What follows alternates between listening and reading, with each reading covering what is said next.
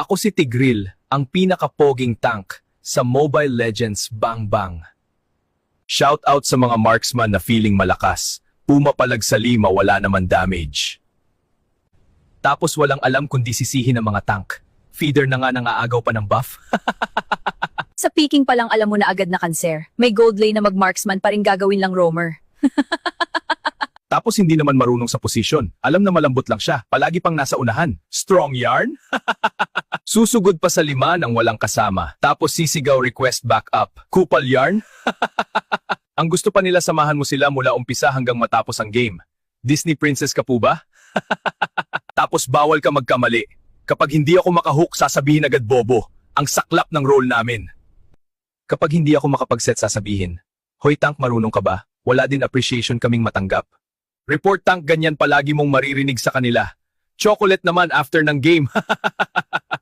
Ang gusto nila bantayan mo sila. Reminder tank kami, hindi kami bodyguard. Alam mo yung kakaumpisa pa lang ng game, gusto agad palagi clash, tapos kapag hindi mo sinamahan, mag-troll na lang sila agad. Tama ka dyan, Hilda. Dapat sa base na lang sila para hindi sila nagagalaw ng kalaban. Pero meron din naman mga marksman na magaling. Hindi mo na kailangan sabihan kung anong gagawin. Ay shoutout pala sa mga marksman na hindi nangunguha ng buff, salute. Yung magseset ka pa lang, pero andun na siya nakikipag-clash na agad report tank na naman. Hindi ko nga pinapasakay kapag bonak ang marksman namin. Bahala siya sa buhay niya. Tama yan, Johnson. Ako iniiwan ko sila sa lane. Nakakaasar, ayaw na lang mag-Candy Crush sa bahay nila. Nice one, Hilda. Ayos ang suggestion mo, ah. Sweet, tasty, sugar crush. Mas mabuti pa ganun na lang gawin nila. Tahimik ang buhay nating mga tank. Walang mga makukulit na marksman. Kung ayaw ni sa Candy Crush, edi maglinis na lang sila ng bahay. Tama ka, Hylos, walang magulong marksman. Ang sakit na ng tiyan ko kakatawa dito. Kaya umayos kayo mga marksman.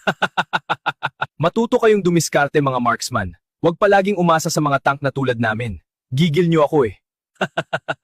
Diyan na nga kayo. May biyahe pa ako pabaklaran. Traffic pa naman ngayon. Bye!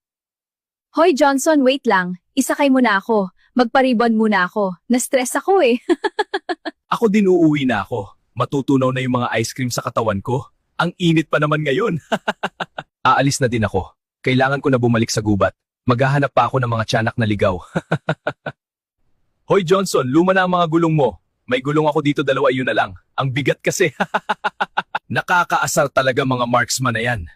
Hindi ko matapos-tapos ang tinatadtad kong karne.